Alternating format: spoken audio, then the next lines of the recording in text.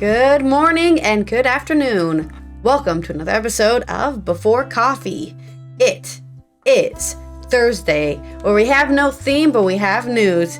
So let's go ahead and cover our headlines and find out what's been happening, I guess, today. Today on Before Coffee, South Africa has bought a genocide claim against Israel. What are the merits of this case? U.S. and UK hint at military action after largest Houthi attack in Red Sea. Belarus accused of illegally transferring Ukrainian children across the border. And illegal New York synagogue tunnel leads to 9 arrests. The mystical passion. Vatican doctrine chief under fire for his book about orgasms. Those enticing stories and more, which is National Step in a Puddle and Splash Your Friends Day.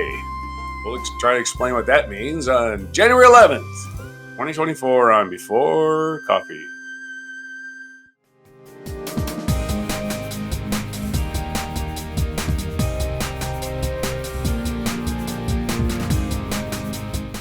But why would you want to do that?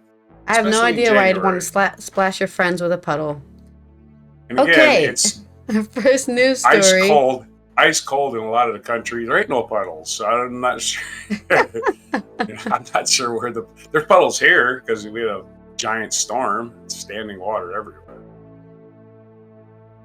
This is from Julia Carbonaro on Euronews. South Africa's genocide case against Israel will start to be heard this week at the International Court of Justice in The Hague. So what will happen in the court? The ICJ will hold the first hearings this week in the genocide case against Israel, led by South Africa, which demands that the I can't say his name. Netanyahu. Thank you. My mouth will not say the name. Government stop combat operations in Gaza. Just think of. No, it's not about thinking, it's about my mouth not participating. The hearing, scheduled for 11 and 12 January, has high stakes for Israel, which for the first time in decades-long boycott of the UN's top court has agreed to defend itself in front of 15 elected judges in The Hague, in the Netherlands. Wow. Something the US would never do, let's be honest. South Africa filed the case at the ICJ in late December, alleging that Israel had engaged in genocidal acts in Gaza during its declared war against Hamas, and asking for the court to approve an interim measure that would stop the country's defense forces from continuing their deadly operations in the region. According to the African country, Israel would have violated its obligations under the Genocide Conventions. The 84-page document filed by South Africa accuses Israel of committing acts in Gaza which are genocidal in character because they are intended to bring about the destruction of a substantial part of the Palestinian nation, racial, and ethnical group. More than 22,000 Palestinians, most of them women and children, have been killed in Israel's strikes since the beginning of the conflict, according to Gaza's health ministry. The war was triggered by Hamas attacks against Israel on the 7th of October, which killed 1,200 people, mostly civilians. Israel has denied South Africa's accusation with disgust, calling the claim baseless and announcing that it will defend itself in court, a decision that would make it more difficult for Israel government to brush off any possible conviction. And how are they going to defend themselves? The South African case claims that the necessary genocidal intent, which is a very particular characteristic for the crime of genocide, has to be proved in this particular case, can be backed by the pattern of conduct of Israel military, but also by several public statements given by several Israeli representatives and officials. A Varaki lecturer in international law at the War Studies Department in King's College London told Euronews. But this would be the aspect that Israel is likely to contest. According to Alonso Joamendi Dukelberg, a lecturer in the international relations at King's College, with genocide, you need to want to have committed the crime with specific intention of destroying a group as such. Destroying a group because they are that group, he told Euronews. And that's the tricky part why I could expect Israel's defense will focus on. It will either argue that it's not committing the act itself, or argue that it has not created conditions that make Gaza uninhabitable, emphasizing it let trucks carry aid to get through. How long will it take for the ICJ to make the decision? The hearing on the 11th and 12th of January will not yet consider the merits of the genocide case against Israel, but only decide on the provisional measures asked by South Africa as a matter of urgency. This latter decision might come between a couple of weeks and 1 or 2 months after hearing, according to experts. If the court follows what it did in the previous case of Gambia versus Myanmar, or Ukraine versus Russia, which both invoked the Genocide Convention, I would expect that in a couple weeks the court is going to grant provisional order asked by South Africa. Varaki said. For the merits of the genocide case, Gromendi said it could take several years before a verdict is reached by court. And by then, the genocide will be completely finished, probably. Crucially, that's unfortunately how law works. You have to deliberate in court, you have to make sure you don't get it wrong, and still you can get it wrong. Like those many people who are innocently sitting in prison right now because, everything leads up to you being guilty. Yeah, but I still didn't do it. Crucially, the ICJ, the United Nations principal judicial organ, has no power to bring prosecutions, though its rulings carrying a certain weight in the international community. A genocide conviction has a massive impact on the standing of a country on the international stage. The Genocide Convention deals with the crime of crimes. That's why several people want the conviction, Varaki said. I'm not talking about the current case alone. Generally speaking, they want a conviction because they think that it is the worst conviction ever. But Israel would have a legal obligation to follow up on the ICJ's potential approval of the provisional measure demanded by South Africa. Gromendi Dunkelberg says that there has been precedents of cases not complying, including the U.S. Yeah, I mean, the U.S. is the strongest military power next to China, so yeah, if they were like, we don't agree that we're guilty, I guess we can't do anything because you'll just nuke us or something, or bomb our city, which they can do. The problem is that, in terms of enforcement, there's no international police to knock down on your door and say, you are in breach of the judge's order, I'm taking you in for contempt of court, or anything like that. So really, it depends on what other states can do, he said. Supposing that Israel would not comply with the order, which is not granted, Israel might just comply with it, then other states might be able to pressure Israel to do so. A conviction might weaken the Western's ally support for Israel's war in Gaza. Might. But let's be honest, when's the last time the U.S. has ever cared about what anyone else thinks? If they decide they want to do something, they're going to do it. And they'll talk about the repercussions 10 years later. Oh, sorry, all those people in Iraq got killed for the non-existent mass destruction weapons that didn't exist. Sorry, guys. Okay, well, thanks for your apology. My, whole family got killed, but thanks, Anyways, there's your grim news. Might be positive, nothing might not happen at all, but at least it's going to court, I guess. Your story. Well, Israel could have avoided this years ago by getting rid of Netanyahu himself and having a leader that just wasn't a thug, And he's basically been calling him a thug. I've been calling him a thug for like 25 years. Yeah. And hey, I mean, it sucks to be right. I don't know what to say. Netanyahu's a thug. I mean, it's pretty easy to decipher. Not even really a debate anymore. And the U.S. and UK war news in the Middle East. The Houthis attack at Red Sea. This is from BBC.com. U.S. Ministry of Defense. So that's describing the picture.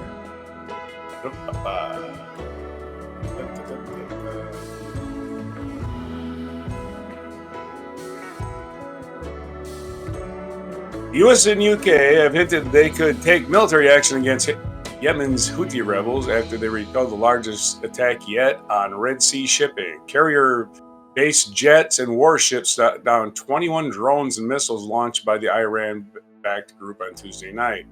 The UN Security Council passed a resolution on Wednesday demanding an immediate end to the Houthi attacks. And, of course, they're not going to stop because of that. The text endorsed the right of the UN member states to defend their vessels, and the Houthis reacted scornfully to it. Their spokesman, Muhammad Ali al-Houthi, called the resolution a political game. They claim, wow, that's really not strong language at all. They claim to be targeting Israeli-linked vessels in protests at Israel's war against Hamas in Gaza. Sure. The UN resolution demanded that the Houthis immediately cease all such attacks which impede global commerce and undermine navigational rights and freedoms, as well as regional peace and security. 11 nations voted for it, but Russia, China, Mozambique, and Algeria abstained. Because, I don't know, Earlier, the U.S. and several allies warned of consequences for the Houthi attacks in the Red Sea. Asked about potential strikes in Yemen, UK Defense Secretary Grant Shapps said, "Watch this space," which is code for "hold my beer." The International Chamber of Shipping says 20% of the world's container ships are now avoiding the Red Sea and using much a longer route to avoid around the southern tip of Africa instead. The Houthis said they targeted the U.S. ship on Tuesday, providing support to Israel. It was the 26th attack on commercial shipping in the Red Sea since 19 November.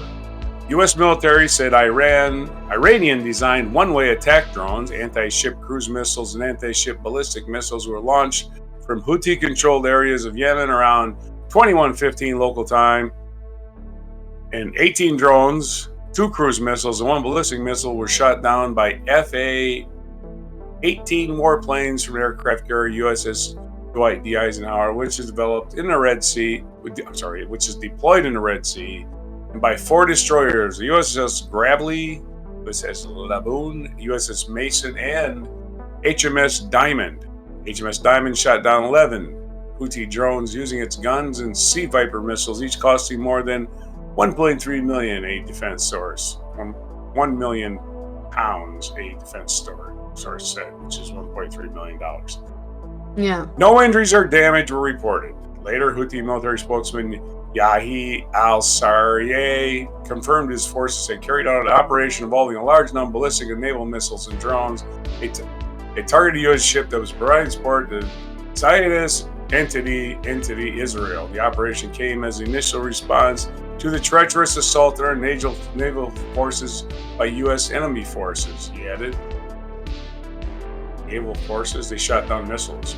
The sinking of, he added, referred to the sinking of 3 Houthi speedboats and killing of their crew by U.S. Navy helicopters during an attempted attack on a container ship on December 31st. Okay, that is not what you call, what do you call it? Our naval forces. 3 boats full of pirates is their naval forces. He added that the rebels would not hesitate to adequately deal with hostile threats as part of the legitimate right to defend our country and nation. Mr. Saria also reiterated that the Houthis would continue to prevent Israel ships and ships heading towards occupied Palestine from navigating in both the Red Sea and Arabian Sea until the aggression has come to an end and the blockade has been lifted. A spokesperson of UN Secretary General Antonio Guterres said he was very concerned because the risk situation posed to global trade, the environment and lives, as well as the risk of escalation of the border conflict in the Middle East, broader conflict in the Middle East. The UK's HMS Diamond and 3 US warships helped shoot down the Houthi drones and missiles. Mr. Shapps warns on Wednesday that UK and his allies had previously made clear that the illegal attacks are completely unacceptable, and if continued, the Houthis will bear the consequences. We will take the action needed to protect innocent lives and the global economy. Later, the defense secretary said in the TV interview that, fucking shipping lines, man. Nobody wants to pay, $40 for something that cost $3 a week ago. Later, the defense secretary said in a TV interview that Iran was behind so much of the bad things happening in the region and warned that the Islamic Republic and the Houthis that there would be consequences if the attacks on shipping did not stop. Asked if there could be Western military action against Houthi targets in Yemen, even targets against Iran, he replied, "I can't go into details, but I can say the joint statement we should set a very clear path that this does not stop, then action won't be taken. So I'm afraid the simplest thing to say is, watch this space." He was referring to the statement put out a week ago by the UK, US, Australia, Bahrain, Belgium, Canada, Denmark, Germany, Italy, Japan, Netherlands, New Zealand, South Korea, and Singapore, who launched Operation Prosperity Guard last month to protect Red Sea shipping. They said the attacks posed a direct threat to the freedom of navigation that serves as the bedrock of global trade in one of the world's most critical waterways. It may not have had the bravado of Mr. Shapps' "watch this space" fuck around and find out. Might be the next statement, right? Just saying. A map showing the...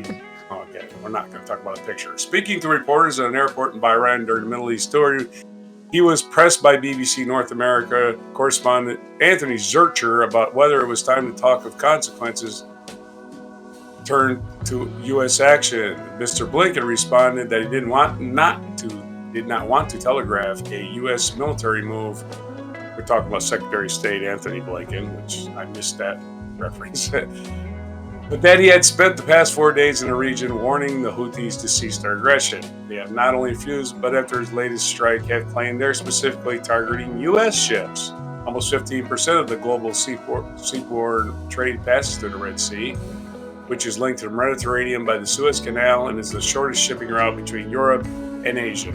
Fears that fuel prices will rise and supply chains will be damaged.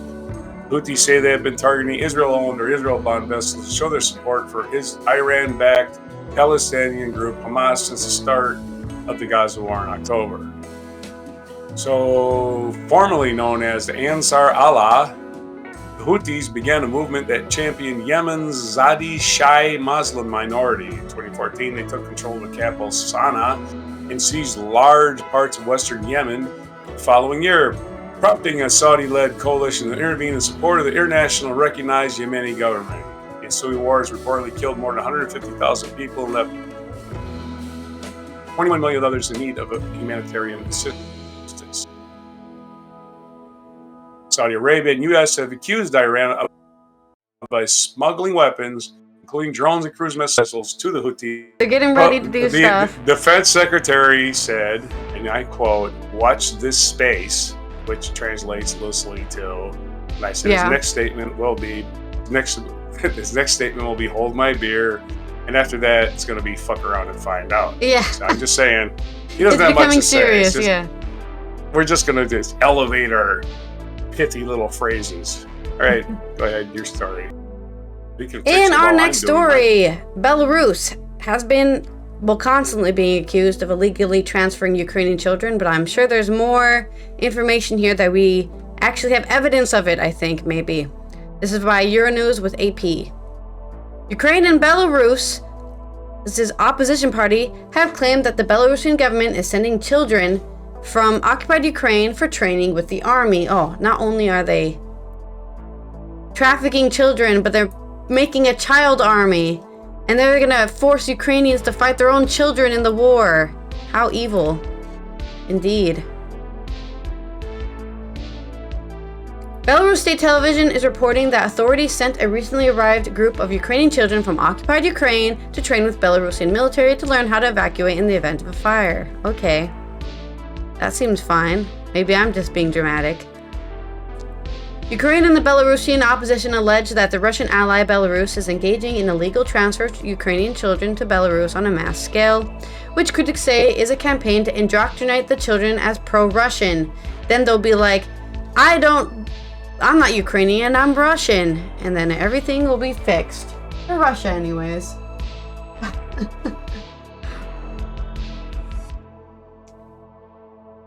The report, released on Wednesday, referred to some 35 children from Russia-occupied Ukraine town of Antrazite in eastern Ukraine. It's been claimed that they were sent to the eastern Belarusian city of Mogilev. The Belarus One state television channel said the children are being housed in a sanatorium and are being cared for by employees from the Ministry of Emergency Situations. The military is teaching the children how to behave in extreme situations, the state televised channel reported. More than 2,400 Ukrainian children aged 6 to 17 have been brought to Belarus from the Ukrainian regions partially occupied by Russian troops, a recent Yale University study found. The Belarusian opposition has called on the International Criminal Court to bring Belarusian President Alexander Lukashenko and of his officials in the government to justice for their involvement in the illegal transfer of Ukrainian children to Belarus. State television footage released on Wednesday showed Ukrainian children wearing a Russian flag sewn onto their sleeves. Oh, that's great. That's great. The state television program said the Belarusian military is conducting emergency survival training for the children and also sewing Russian flags on their sleeves. Ukrainian authorities said they are investigating the deportation of the children as possible genocide.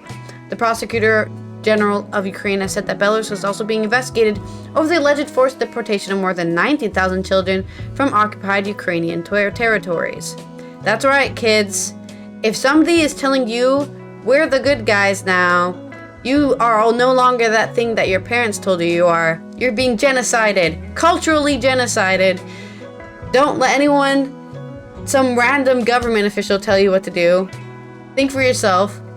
It's a nice lady. It's a nice lady. At least they're safe. Hopefully. Hopefully the children who say, no, I'm Ukrainian, aren't freaking buried in the backyard, because that has happened in the past to children. Children who refuse to be culturally genocided have been killed. In Canada, for example, native children being buried in the backyard because they didn't want to be Catholic. So let's, I guess, put some pressure there on Lukashenko. Don't tell all your friends he's genociding children, so we can stop him. I don't know what else I can possibly do except for talk about it. I guess we'll figure it out when Putin annexed Belarus. Yeah, right? That's part of Russia. You know that, buddy. Huh? What? Yeah, it is. Guess what? We're moving in. We're bringing our mom, too. We're bringing our mom. That's my short story on they're still deporting children.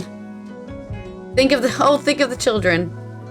Well, here's a story that caught my eye. That's thinking of the children. And again, they give them candy. Basically, that's sometimes just that easy. Be nice to a kid and just giving them food. Or something like, where's my mom and dad? Oh, they're in Belarus. Okay, I want to go there then. Oh. They're not in Belarus. Your mom and dad are dead. They're on their way. Yeah, right? They're coming, don't worry. We got them a bus ticket. Here's a picture of your mom and dad. That's not my mom and dad. Oh, okay. Looks like them. All right, and a story that caught my eye. Illegal New York synagogue. This is also from BBC.com. Illegal New York synagogue tunnel leads to 9 arrests. This is from Phil McCausland, BBC News New York.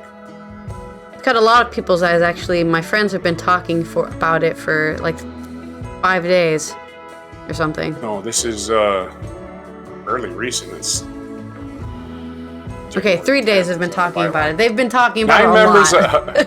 Okay, well, I'm going to talk about it. Yeah. 9 members of New York Hasidic Jewish community have been arrested and charged over a secret tunnel that connected to a historic synagogue. They fought police after city's officials and leaders of the Chabad Lubavitch headquarters came to close the tunnel. The men are charged with criminal mischief, reckless endangerment, and obstructing government administration. A spokesperson for the Chabad called them a group of extremist students. Wow. The tunnels were built under a prominent street in Brooklyn where Chabad Lubavitch headquarters are located. The building is one of the most significant Jewish sites in the city. City inspectors were called to the Chabad on Monday to conduct an emergency structural inspection. There were looming concerns that the illegal tunnel could have caused damage to the famous property. The brawl broke out after the police found a group of young men blocking efforts to inspect and fill the tunnel with cement. Some of the men then broke through the wall of the prayer space. Those acts led to the arrest. Rabbi Yehuda Krinsky, the chairman of the Chabad, thanked police for their efforts and said the community was pained by the vandalism of the group of young agitators. The odious actions will be investigated and the sanctity of the synagogue will be restored, he said. It is unclear who built the tunnel, how they did it, and what their motivations were. It appears the tunnel connects at least one other building on the street in Brooklyn. One local told the New York Times that the men sought to build the tunnel to hasten the expansion of the synagogue. Some members have attended services and functions of the Shabbat have reportedly complained about overcrowding in the building in recent years. Videos and photos from inside the building on Monday, however, showed a small group of mostly young men trying to block the tunnel from being filled with cement. Others were seen pulling wood panels from the walls of the sanctuary, using benches to block police in the videos. One of the videos reviewed by the BBC showed an officer using spray to break up the growing skirmish. Probably mace or pepper spray. The building, which sees thousands of visitors each year, was formerly the home of the leader of the Orthodox Jewish movement, a Rabbi Menachem Mendel Schneerson. The rabbi, credited with leading the Chabad Lubavitch and revitalizing the Hasidic religious community after it was devastated in the Holocaust. He died in 1994, but his headquarters remained a well-known center for Jewish religion. While the Chabad Lubavitcher movement is sprawling and its mission is to welcome Jews at all levels to religious practice, it also has key divisions within a larger movement. Those divisions appeared to have spilled over in the tunnel dispute at 770 Eastern Parkway this month. A deeply religious fringe group within the Chabad believes Rabbi Schneerson is the Jewish Messiah, an idea that mainstream movement rejects. The disagreement is reported an element in the tunnel altercation. The building has been closed as inspection of the tunnel has continued. So yes, who's to say maybe he was the Messiah, right? That's the whole point of the Messiah. The Messiah shows up and people deny the Messiah over and over and over. Not just Jesus. Yeah. I would argue that, that's exactly why you should treat everyone nicely, because you never know, you might be talking to the next Messiah.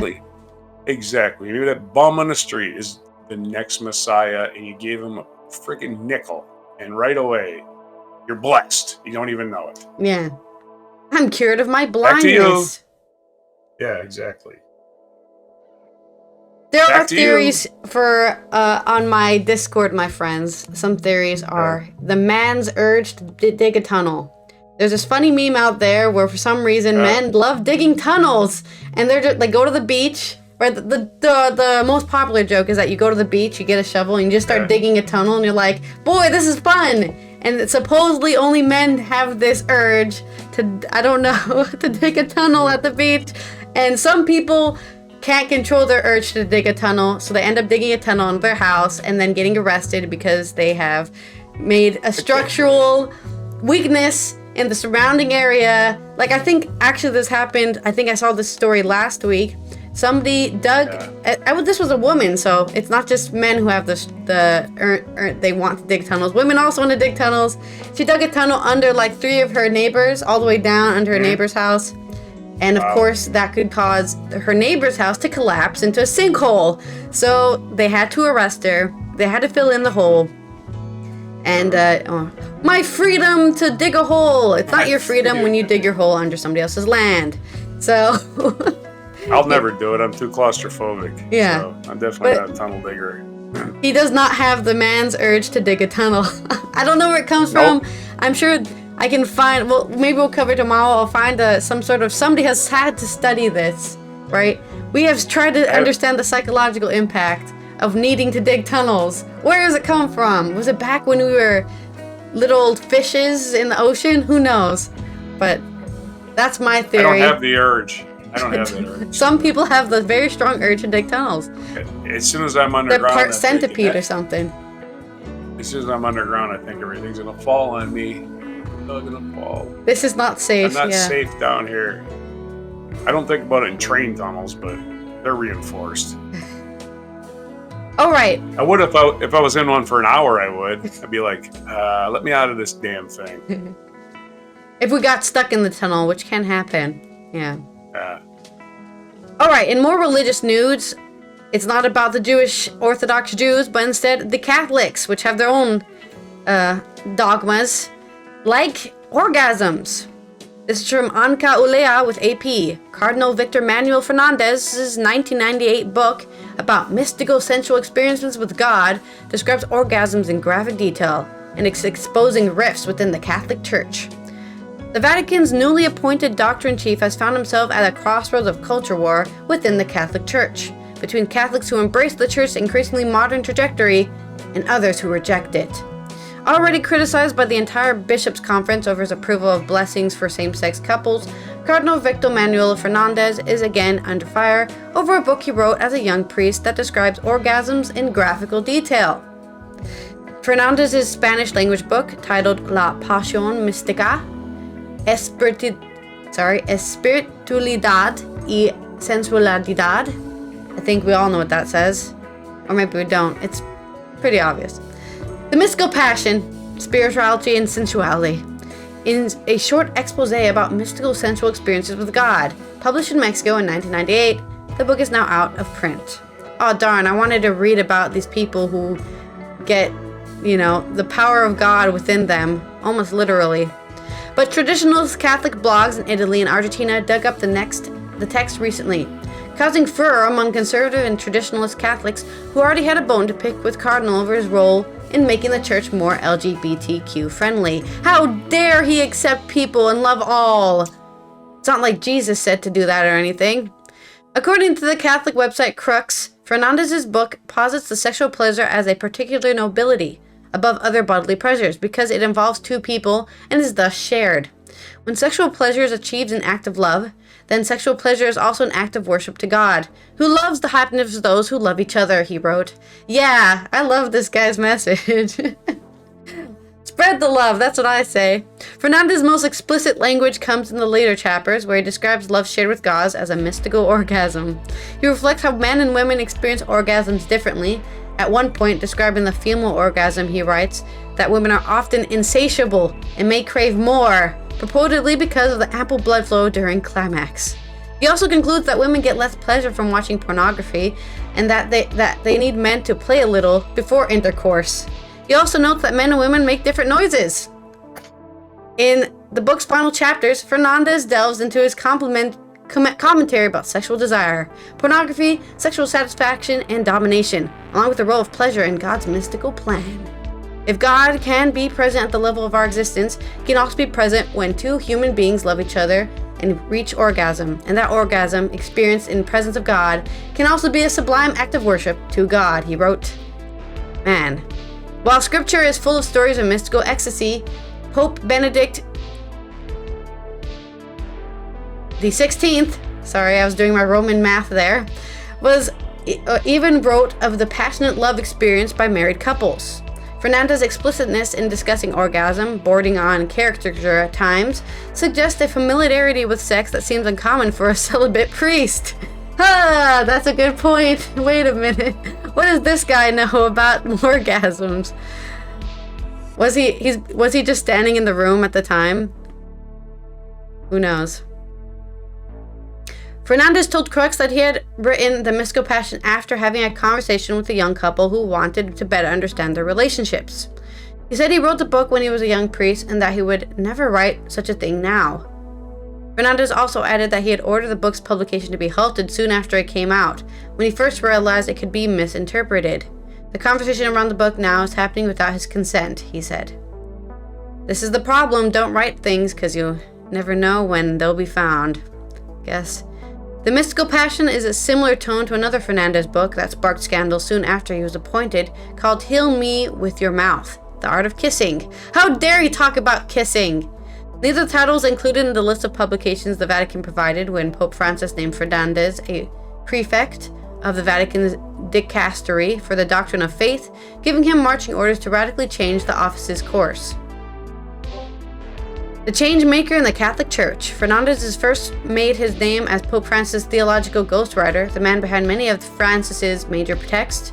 Over the past year, the Argentine theologian has shaken the Catholic Church with a flurry of official decrees on hot-button issues, such as allowing transgender people to serve as godparents. The Mystical Passion is just the latest black mark against him, as conservative and traditional Catholics' outrage builds following the publication of a declaration from his office approving blessings for same-sex couples. The declaration, which was approved by Francis on 18th of December and published a day later, sparked a remarkable backlash among bishops around the world. Some national bishops' conferences in Africa and Eastern Europe and individual bishops elsewhere even flatly said they wouldn't implement it. The pushback prompted Fernandez to issue an explanatory note last week, insisting that the declaration wasn't heretical, but acknowledging that its provisions may not be applicable, at least not immediately, in some parts of the world. He allowed that further pastoral reflection may be necessary. While the LGBTQ plus Catholics have hailed Fernandez's openness to make Catholic Church a more welcoming place, conservatives have been vocal in their outrage. Guinea Cardinal Robert Serra, the retired head of the Vatican's liturgy office, was the latest high-ranking prelate to denounce the declaration known as Fiducia Supplicans, saying it was the work of the devil, and insisting on previous church teachings declaring homosexual acts to be intrinsically disordered. Sarah praised Bishops' Conference in Cameroon, Chad, and Nigeria, for example, that have rejected the declarations. In doing so, we are not opposing Pope Francis, but we are firmly and radically opposing a heresy that seriously undermines the Church, the body of Christ, but it is contrary to the Catholic faith and tradition, which was invented by people, so it can be changed by people. That's what I say. To date, the reaction to the mystical passion has been the fiercest among traditionalists and conservative Catholic commentators on social media. For many on the Catholic right, it's yet another sign that the ground is shifting. It piles onto recent comments from one of the Vatican's most respected canon lawyers, Archbishop Charles Cisiluna, saying the Church should open discussions on allowing priests to marry. The Wanderer, a conservative Catholic newspaper in the United States, said that the revelations about Fernandez's book were cause for alarm and confirmed the direction of the Francis's 10-year pontificate. If this is not grounds for immediate removal of Cardinal Fernandez from his post at the Doctrine of Faith and the repeal of the document Fecunda Supplicans, this pontificate, along with our church, will be heading further into the abyss, wrote Joseph Matt, the newspaper president, in an online editorial. Perhaps the apocalypse is coming. We are about to be, well, not maybe not all of us, but some of us are going to have a shiny light shine upon us as the rapture occurs and go to heaven for all time, while those people who only have hate in their heart shall be here on hell on earth, I'd say. And that will make me feel better. If God is real, nothing will make me happier than knowing that these hateful Catholics will be the ones who aren't going to be taken up into heaven. That's my... or just hateful anybody. Yeah, just hateful anyone who's hateful. But there's that's going around pointing fingers. Yeah, pointing fingers. Throw the first stone if you have no sin, as I say. Hey, yeah, that seems to... I think that's from the Bible, no? Yeah. No? Again, Jesus says something along the lines of, if there is someone without sin, they can throw the first stone. If you're going to throw stones at people with sin, you have to be sinless yourself. I definitely believe in Jesus' words. I'm not a Christian, and I just think the Christian religion has gone sideways, where they think they got to tell everybody how to live when they don't even know what the hell Jesus. They couldn't tell you the Beatitudes. I bet you none of them could. Yeah. Like they could tell you the Ten Commandments, which is Old Testament, Moses. You know. Yeah. But why don't you just follow Moses, because that's the one you want to be. Isn't there a Moses religion? Like maybe Moses. Something I don't know.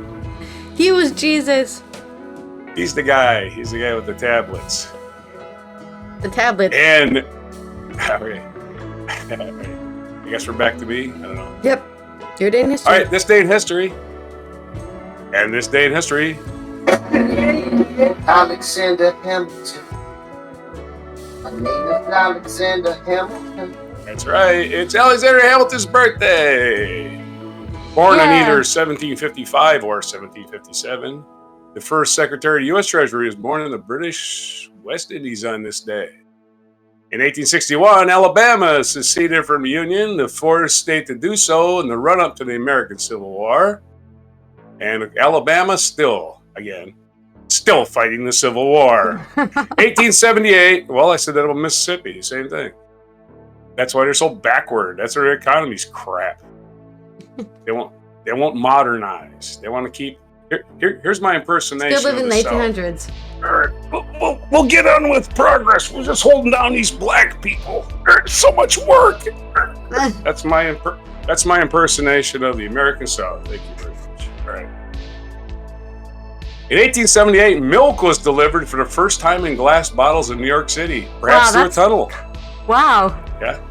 What an interesting thing to have a date for. They knew the exact day it happened. Oh, by the way, it's National Milk Day, too. So, 1911, Japanese politician Suzuki Zenko, who served as prime minister, was born in Yamada, Iwate Prefecture, Japan. That's a complicated name.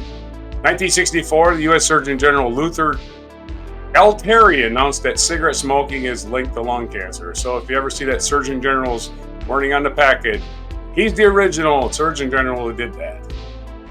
2001, the U.S. Federal Communication Commission approved the merger of American Online and Time Warner and AOL Time Warner, later shortened to Time Warner. Stock began trading the next morning. The joint company suffered large financial losses and the two entities split in 2009.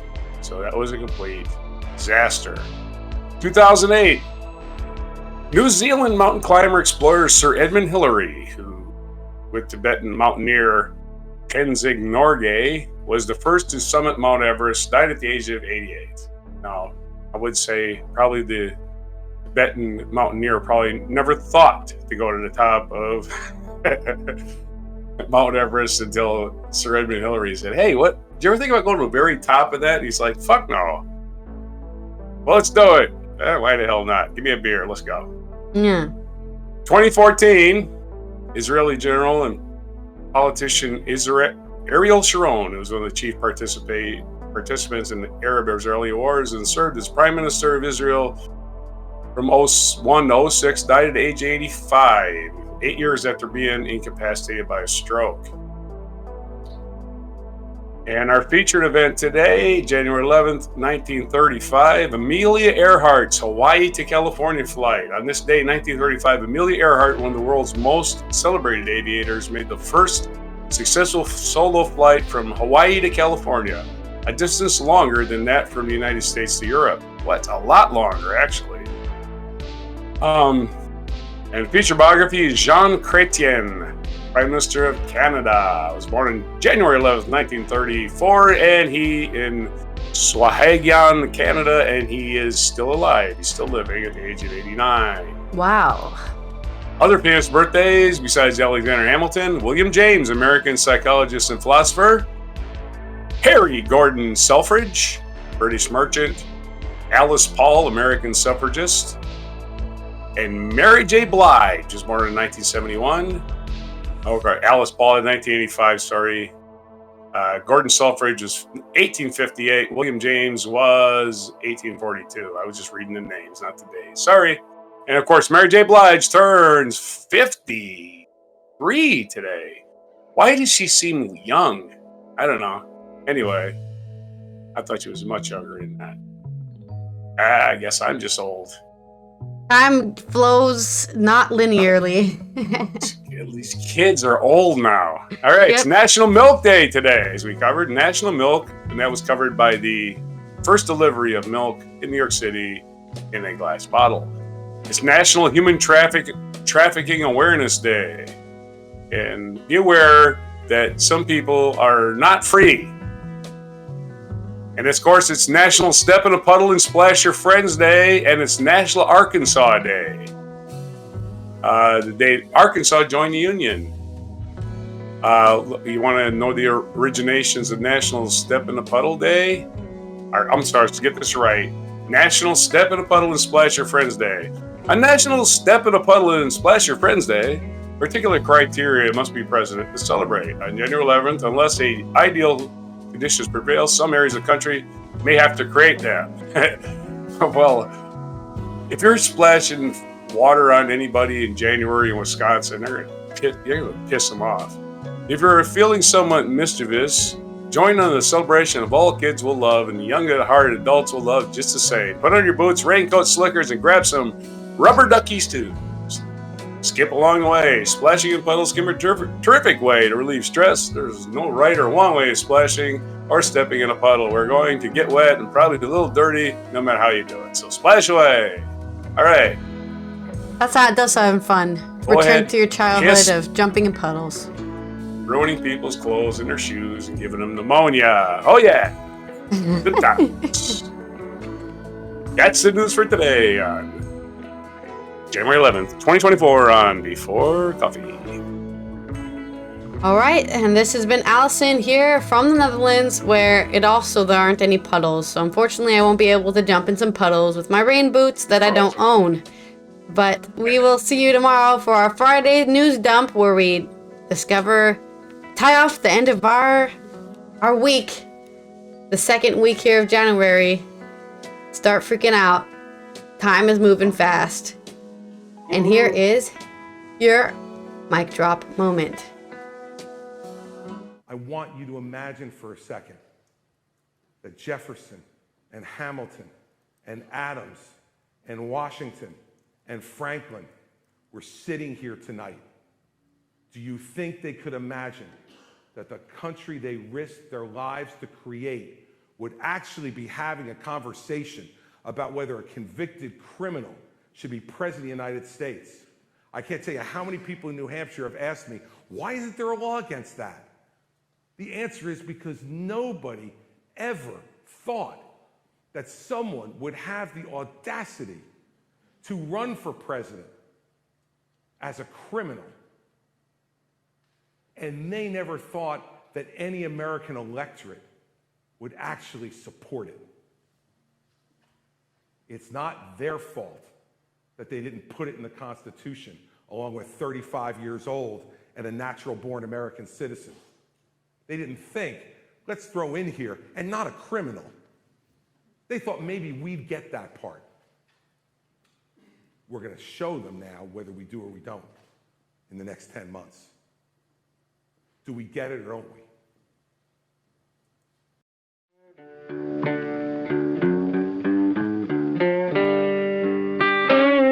Be sure to hit the like, subscribe, and notify buttons, and follow our other channels, Toxic Alley, History of Gravy, and Scratchy Old Records.